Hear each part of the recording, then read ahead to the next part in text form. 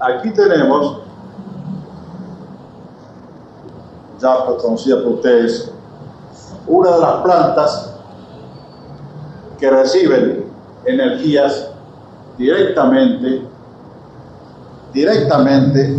de Saturno. Esa energía de Saturno va directamente a la base de esta planta, y esta planta es la que gira, es una planta acuática, de bajo mar, pero esta planta es saturniana por excelencia. ¿Qué pasa en esta planta?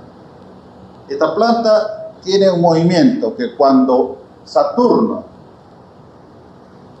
en horas transmite y da a esa planta, a un alimento, un cuanto alimento, esta planta recibe ese cuanto alimento, la metaboliza, la transforma y la emite hacia su parte superior.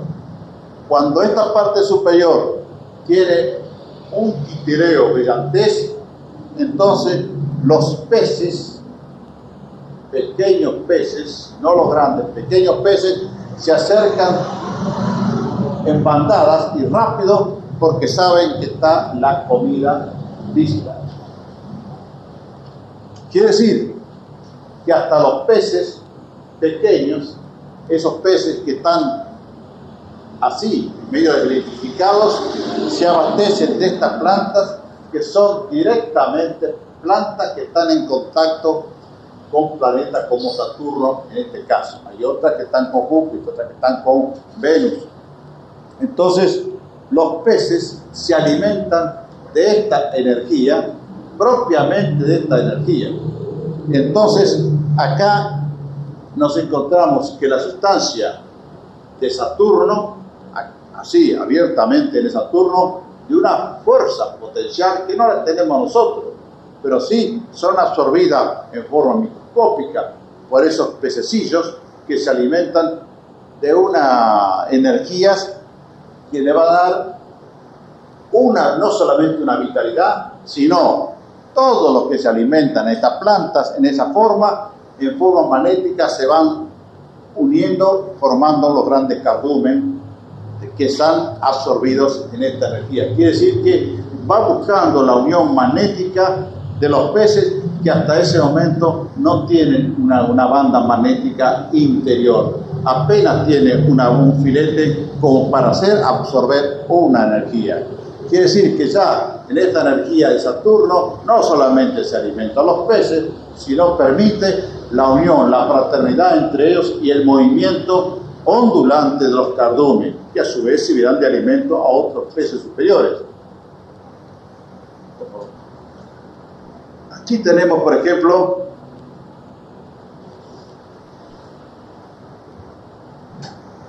pero me olvidé una cosa. Ahora que veo me olvidé una cosa. Por favor.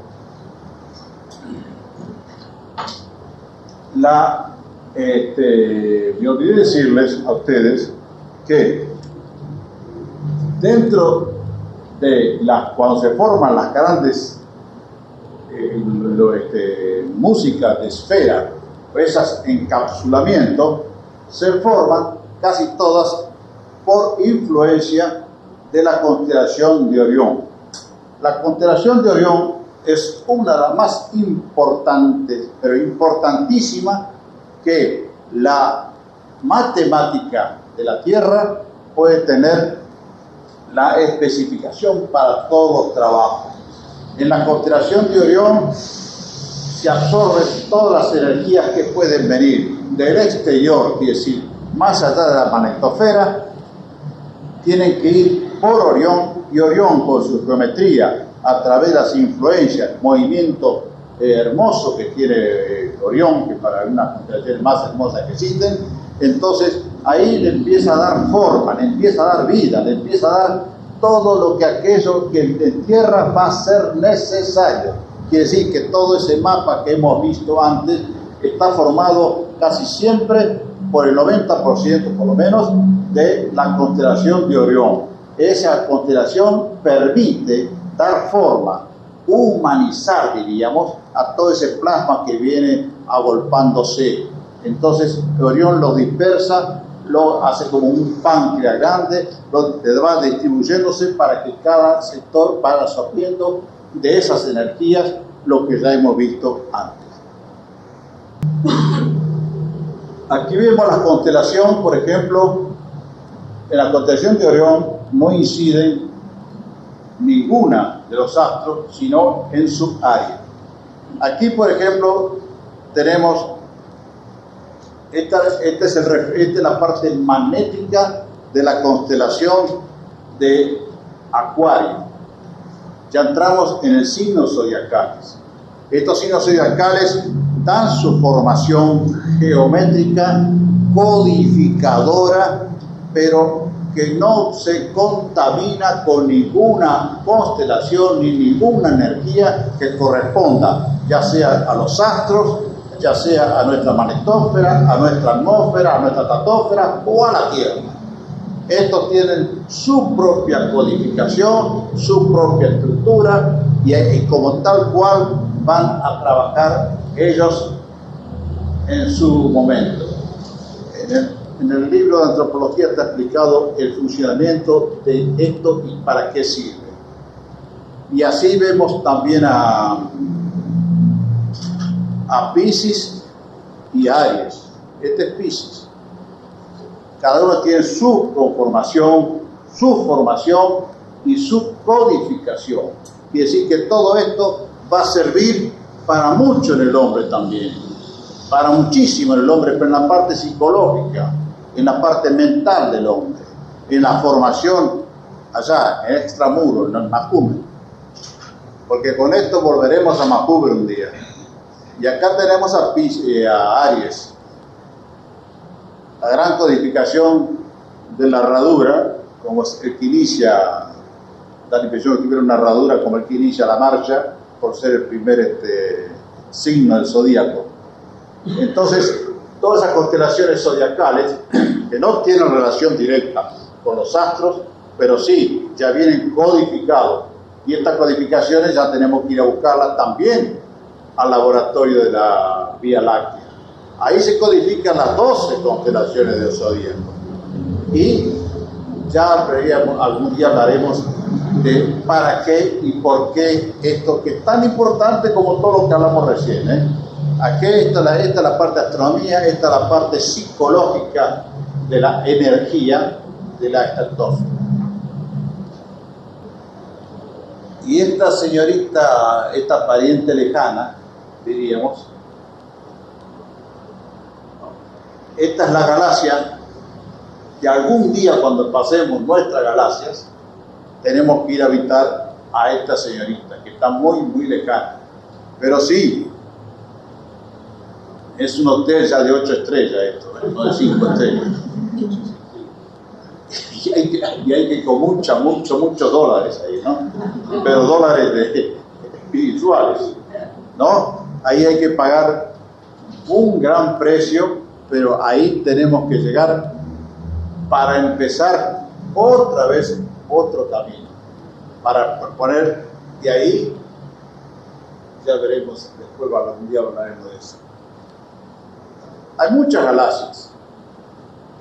Por suerte he estudiado muchísimas de las galaxias y conozco muchas de esas galaxias, pero esta, diríamos, es la que yo siempre numero, la 400.001.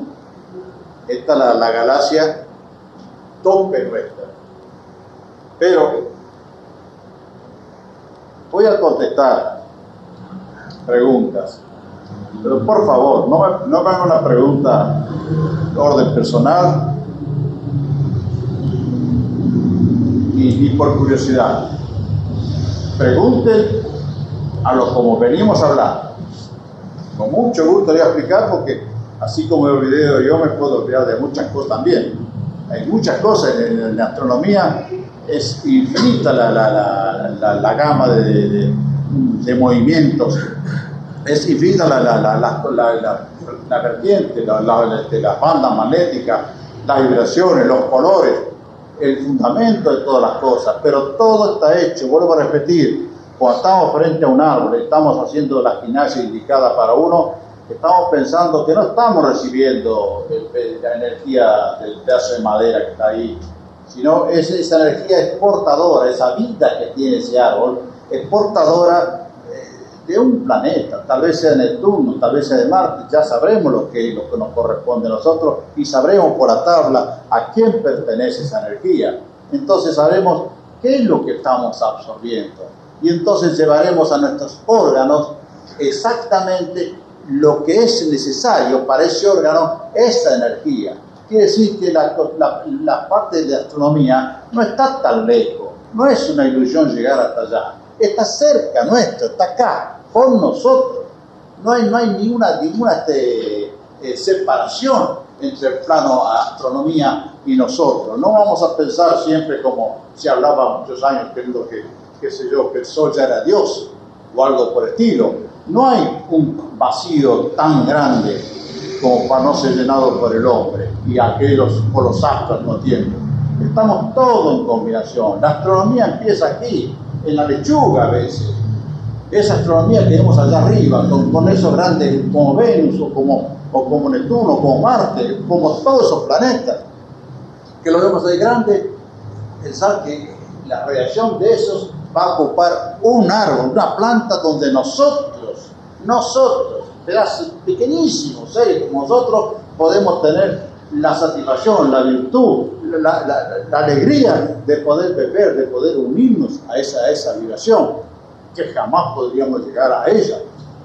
Pero sí, empecemos a valorizar que la astronomía, la Tierra, el hombre, es todo un equipo, que no hay ninguna separación en el equipo.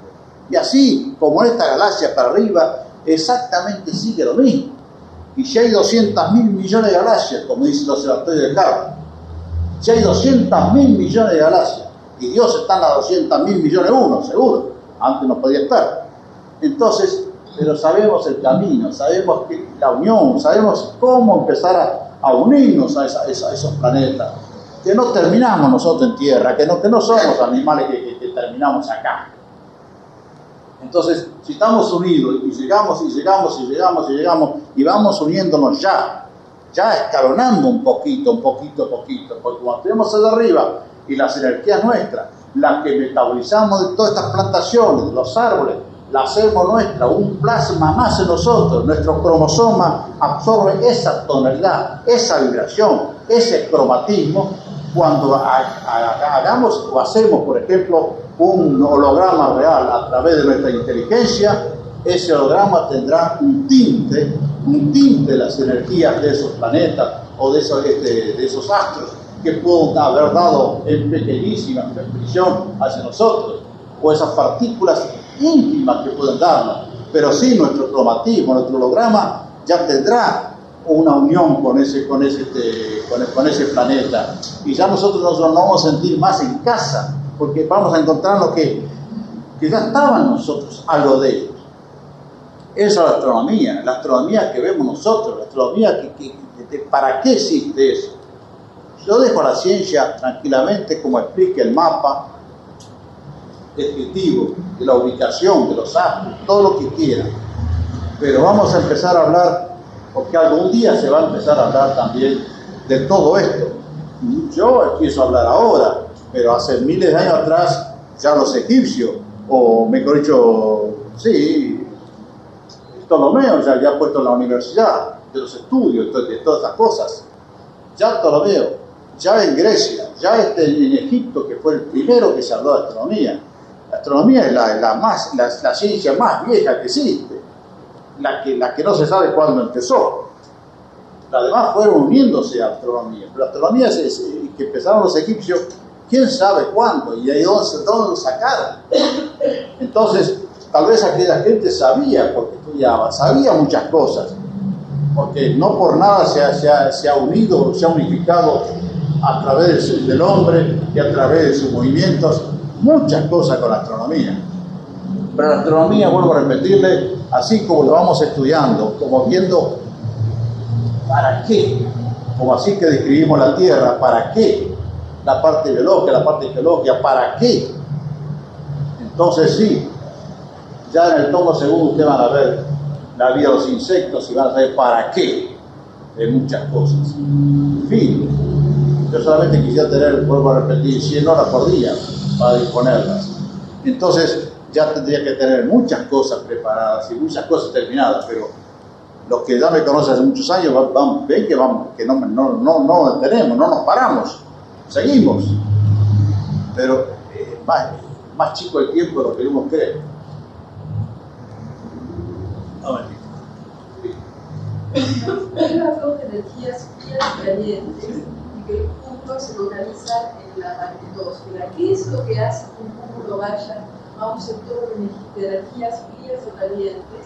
Y más allá de lo que usted explicó en la gestación, ¿qué consecuencias o qué repercusión tiene en la parte psicológica o de acciones de un ser humano el tener energías frías o calientes? Hemos dicho, me voy a limitar a la conferencia de hoy.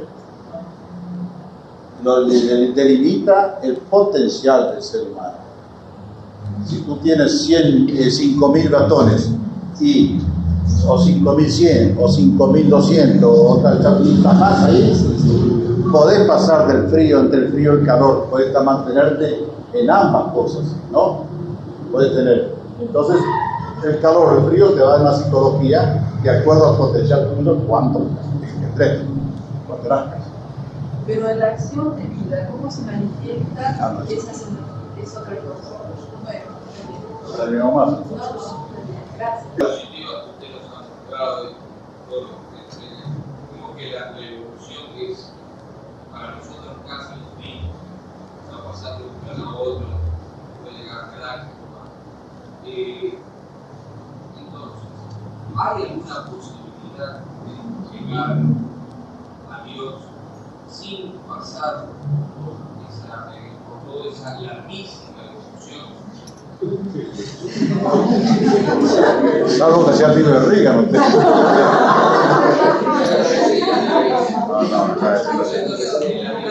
No. Chiste, no, chiste, pero no, eso es imposible, es una ley, una matemática. Las prácticas religiosas no va a ningún lado. No. El hombre hay que sumar. Llámese de la parte, consiga la parte religiosa, la parte filosófica, la parte esotérica, la parte que quiera. El hombre va a tener que tener ese cromatismo para pasar. Y ese cromatismo lo adquiere evolucionando. Pero nada de favor. Sí. Ya que surgieron tantos, ¿para qué? Ya que surgieron tantos, ¿para qué? Y el anterior preguntaba sobre todo ese viaje tan largo que tenemos que hacer. Mi pregunta ahora es ¿para qué todo ese viaje? ¿Solo para conocer, para disfrutar, para convertirnos en un Dios? Pero finalmente, ¿para qué?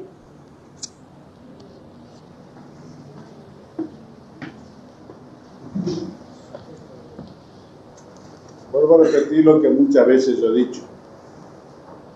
Si nosotros, si nuestra parte mental, podemos empezar a ver el mecanismo de las cosas, el mecanismo de esto, y apenas estamos llegando a nuestra primera galaxia, al conocimiento total de una galaxia, y sabemos que enriqueciéndonos con la absorción de toda la psicología y el producto específico de nuestra galaxia, vamos a tener nosotros un potencial superior, entonces nosotros vamos a tener ya una formación que de la Tierra hasta allá ha pasado mucha agua bajo el puente. Quiere decir que allá ya seremos petit maestros, ¿cierto? Conocer un poco más allá. Eso cuando estemos allá. Si una criatura 6 años, ¿no? Le diría a usted, doctor, ¿cómo se extrae el viento? ¿O cómo se hace una operación al corazón? Entonces, ¿qué le va a explicar a la criatura? Sí, ya, andar al colegio, aprender, pasar nacional, hacer bachillerato, entrar a la facultad de medicina, estudiar, y cuando te recibas, dedicarte a la cirugía, y cuando hagas mérito, recién sabrás lo que es una operación del corazón. Yo no te lo puedo explicar ahora. Y ese es el progreso de todos los seres humanos. No podemos imaginar nosotros a Dios. Vuelvo a repetir lo que le dije yo antes. La ciencia actual, muy bien, es muy positiva y muy completa en lo que es el mundo material. Pero es una cosa inadecuada como para enseñarnos a nosotros, por su carácter analítica, o darnos la síntesis de lo que es el infinito. El infinito no tenemos noción de lo que es el infinito. Así como tampoco teníamos noción de que la astronomía estaba acá, estaba en tierra y estaba con nosotros. Hablamos del infinito. ¿Dónde está el infinito? A la vuelta a casa, acá adentro. Ya llegaremos. Quiere decir que la forma externa de las cosas tiene una vibración, tiene una riqueza, tiene un volumen. La forma externa. Yendo por la forma externa, tal vez lleguemos a la superioridad de la forma externa.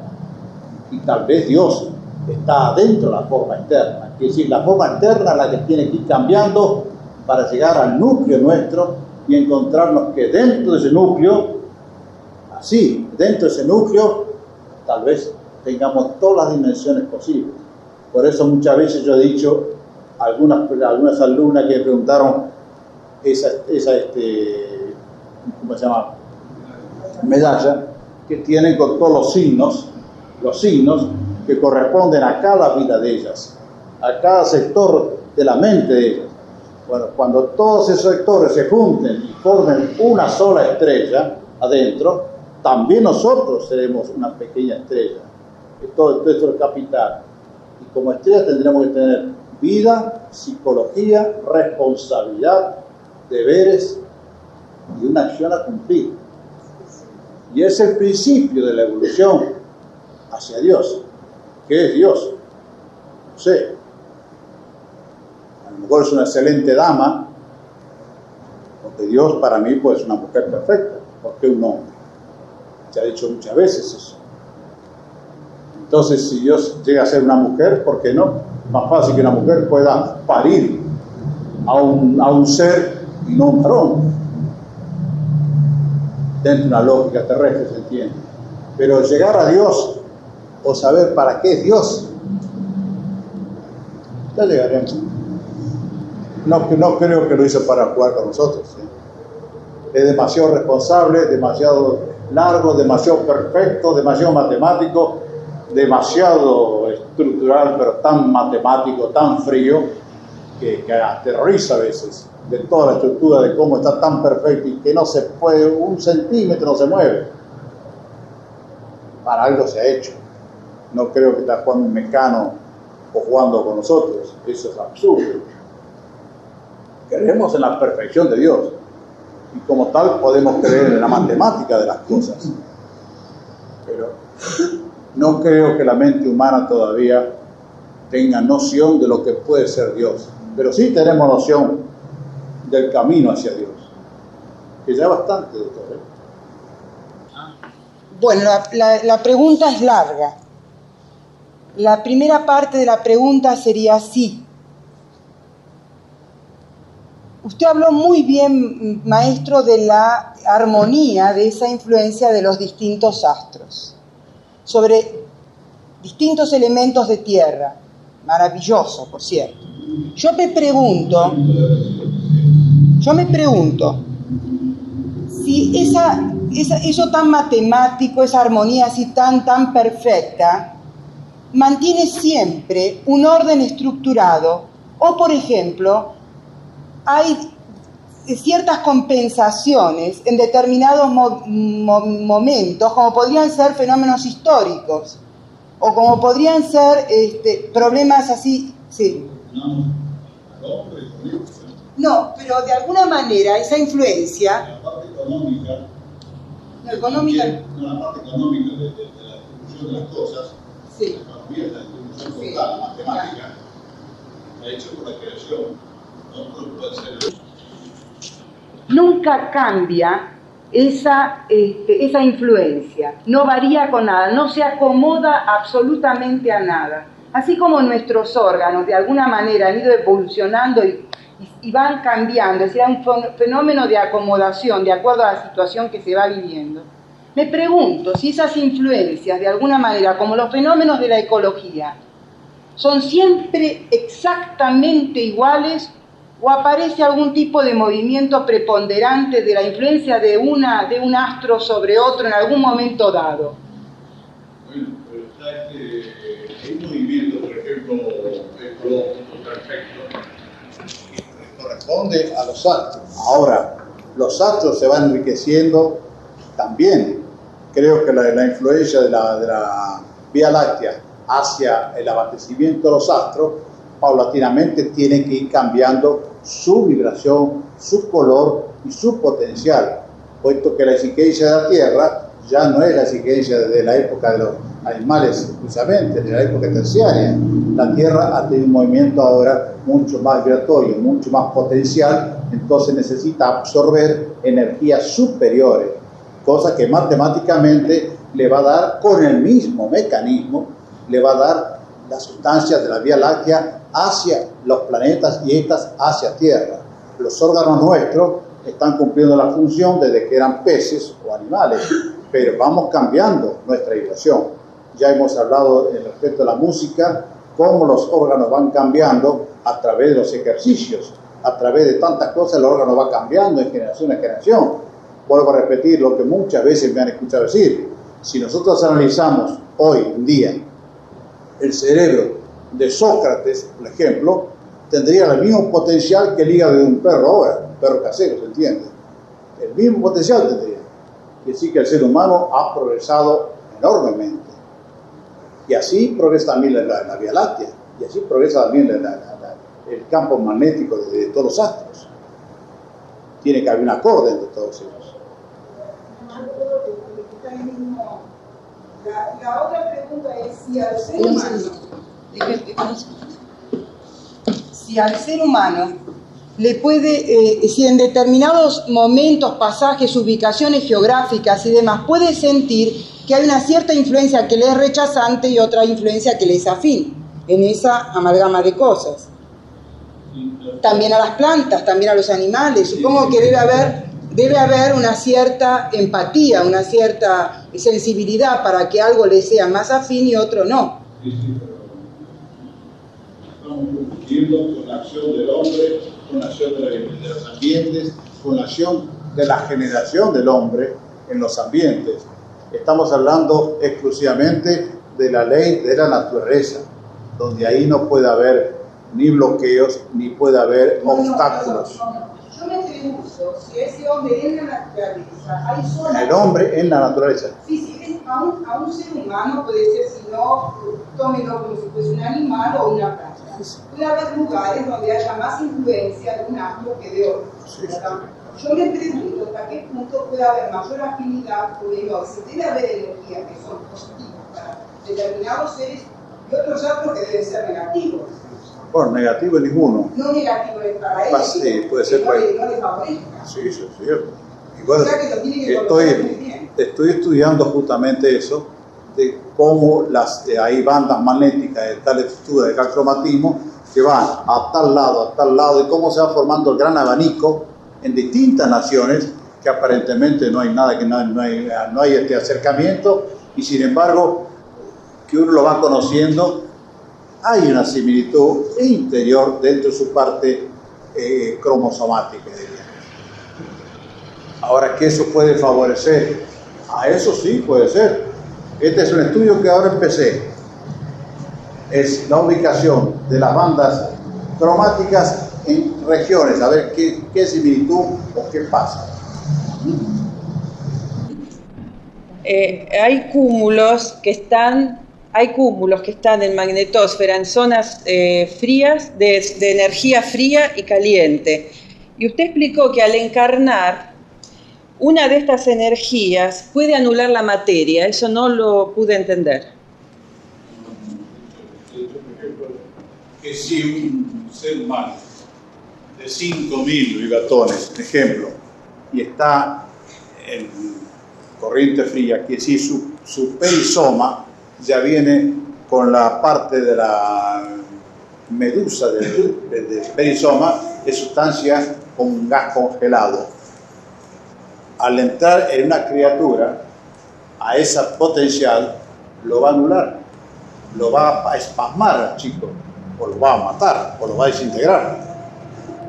Entonces quiere decir que no solamente los abortados pueden perjudicar, sino también pueden perjudicar por forma natural esto. En cambio viene con calor, con energía calor, para que su propia primera molécula que penetra en las trompas de la madre, ahí en la primera ya vienen con energías que son las primeras que se manifiestan, energías calientes, energías que va a ser como un bálsamo, un vehículo donde no le va a tener ningún impedimento a la criatura en su formación y al cúmulo en penetrar después. ¿Bien? La música que se usa para la gimnasia energética, ¿pertenece a la música de las esferas? Otra pregunta. ¿Quién habló ya? No, eso no voy a contar. Perdón. Cuando usted se refiere a las energías frías y calientes de los planetas o de las estrellas, las galaxias. De la sustancia que drena los planetas. Sí. Esa terminología, por ejemplo, estrella como las Pléyades que usted la menciona como caliente, ¿es la misma terminología que usa la astronomía? ¿Es el mismo término que usa la astronomía científica? Perfecto. Sí. Ahora lo único que yo la astronomía científica, no. Habla de estrellas calientes, estrellas frías. Aquí respeto mucho, pero yo no me quedé pensando, bueno, este es un mapa. ¿Qué tiene que ver con nosotros? ¿De qué manera drena la Tierra? ¿Cómo? ¿De qué manera drena la Tierra? La Tierra hasta ahora no drena más que en la subtroposfera. La troposfera es todo el drenaje de la Tierra, se llena, la troposfera va cada vez un poquito más grande, pero la Tierra es un poco rumiante, digamos. La Tierra drena toda una energía y en cada estación, en cada, equinoccio principalmente, metaboliza y absorbe de vuelta todo lo que vomitó durante 3-4 meses. Entonces ahí en los equinoccios vuelve a absorber toda esa energía, las metaboliza y va dando forma a otros animales. La Tierra vomita, pero queda ahí en la troposfera. Ahí queda nomás. Puede llegar, 200 metros, 300 metros, 1000 metros más, 10.000 metros más, pero no sale porque después es vuelta a absorber. Los equinoccios están para eso. Los equinoccios están para el movimiento de la Tierra, en este caso, en la traslación de los movimientos, absorbe, quiere decir que la parte del hemisferio sur va a absorber lo que drenó el hemisferio norte, y el norte va a absorber lo que drenó el hemisferio sur, y siempre va a haber una combinación para hacer habitable a todos los seres humanos todo el planeta Tierra. ¿Qué significaba el Sol en nuestra galaxia? De hecho, lo que es de ahí para arriba. A este campo de astronomía tengo que poner un límite. Por eso le pongo un límite acá y de ahí bajo. Porque si de acá empezamos a subir, no sabe dónde parar. Entonces de ahí vamos y venimos acá abajo. Entonces cuando sepamos bien cómo está decodificado todo, armado todo, entonces una vez acá plantado vamos de ahí para arriba. Entonces vamos a hablar del Sol, de la Luna, etcétera, etcétera. Hasta ahora he dicho solamente que el Sol y la Luna,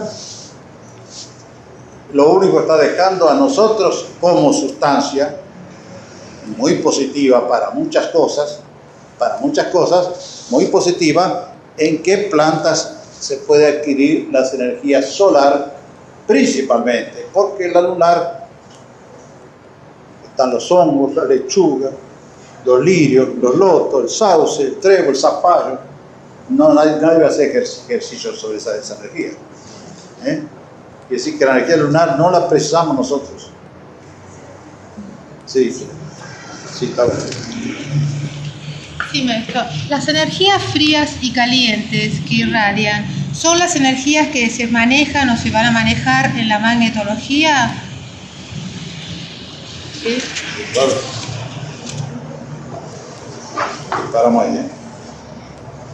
Maestro, en la magnetosfera, los cúmulos, el superisoma van cargando energía, que usted dijo que era la energía. El superisoma Se forma en esas capas. Y que hay energía plasmática, pero a su vez hay energías, dijo usted, ¿no es cierto? Había plasma, producto y energía.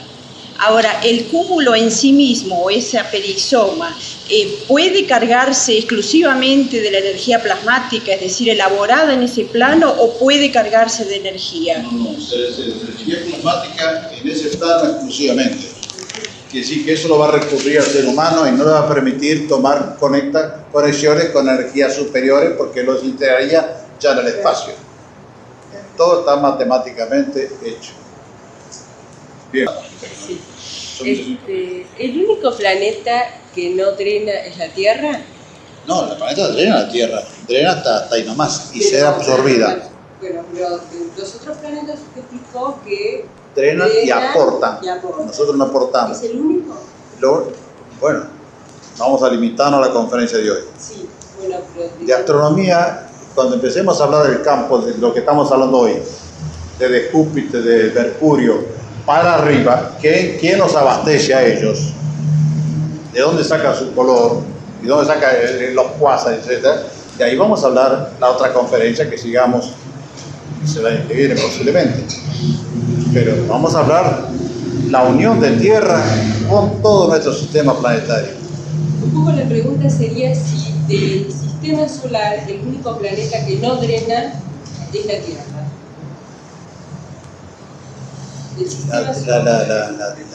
La Tierra drena, sí, pero drena no... y absorbe del norte sur, sur al norte a través de los equinoccios. Claro, pero que no aporta a otros planetas. No, absolutamente. Es la única. Lo dejamos ahí. No, pues entonces seguimos. No, ya te hablo. Si no, es infinito para nada. Pero ya este tema lo hablaremos después. En la próxima conferencia de esto, ya no vamos a empezar de acá, de las plantas, etc. Vamos a empezar así. De ¿quién aporta a quién? ¿Qué toca la Tierra en todo ese consorcio general? ¿Qué representa la Tierra? ¿Por qué el hombre está en la Tierra? Eso le corresponde, porque tenemos que estar la Vía Láctea, están los cuasares y todo eso, es muy superior. Primeramente por eso le dije a ustedes, vamos a empezar con la más cumbre de la energía. Pero en astronomía ya más o menos los que no tienen una idea, ya tienen una idea que en la astronomía estamos cerca todos. ¿Eh? Sí, señora. Cuando uno ve la energía de un color, ¿no? Por ejemplo, si usted ve la energía de color celeste brillante y en otro momento blanca, ¿puede ser influenciado por la energía que viene transmitida de los planetas, de los astros? El hombre no percibe nunca sus energías. Lo que usted puede percibir es sus propias energías. ¿Por qué a veces celeste, brillante? Bueno, a veces sus energías están en su perisoma, en fin, ese es otro tema ese. En su perisoma usted puede, lo primero que se manifiesta es el color celeste, es su propio perisoma. Después se manifiesta otros colores, otros rostros, la cara, todo lo que está grabado en su perisoma. No, ya habla. Ya habla. Quiero saber cómo esos plasmas llegan a la magnetósfera, si tienen relación con el ramillete de energía que habíamos visto que entraba por polo norte y por polo sur. Si vienen con esas mismas energías. No, vienen por el polo norte todas las energías de la cabeza de caballo, digamos, de la articulación, que va a formar todas las energías de las líneas. A su vez, las líneas van generando al área de la magnetosfera sus propias energías. y va formándose un plasma con las energías de ambas líneas, que es el 50% y 50% las marinas. Yo tengo una magnetófera, tengo una línea acá y otra línea acá. Esta línea me va a electrificar un 30-40% sobre aquí y sobre el otro lado. Y esta también. Y decir que estas líneas, que son las energías puras que vienen de las cabezas de caballo en este caso, todas esas líneas van a electrificar el área donde yo puedo llegar a estacionarme. Entonces, al traerme las energías que va a formarse mi perizoma, esa energía tiene la sustancia que esas dos líneas electrificó. Bueno, yo creo que por hoy hemos terminado.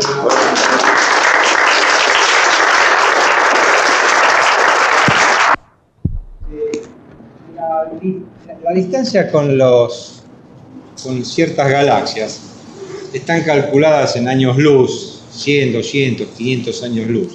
Esos años luz están relacionados también con la energía que emiten esos astros y planetas.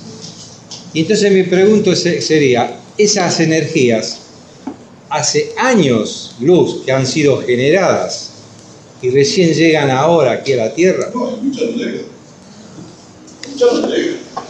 No es el planeta Tierra el principal digamos, deudor que aquí absorbe todo eso. Hay muchas energías que se han emitido hace qué sé yo cuántos años luz, que significa 9.000 años y ese todo, 9 millones de años cada año, etcétera. Dicho matemáticamente con nuestra matemática, con nuestros números, etcétera, caprichosamente. Tal vez como seamos realidad, cambiemos. Porque cuando nosotros éramos chicos, y muchos sabemos, que cuando hablabas de la Luna estaba, qué sé yo, a 8.000 millones de kilómetros de la Luna. Ahora que está a 400.000. Tendríamos que cambiar un poco ese concepto que tenemos de... Bueno, pero es que las medidas se tienen que dar, algunas medidas se tienen que dar. Como yo hablo de los vibratones, doy una cifra. Y en vez de ser 7 vibratones, son 7 vibratones, no 7.000 o 7 millones. Si son 7 vibratones, bueno, pues exactamente el promedio va a ser exactamente lo mismo. Lo que se da es el promedio. Las cifras, no hay aparato que pueda medir todavía. Bueno, ahora sí, bueno, muchas gracias.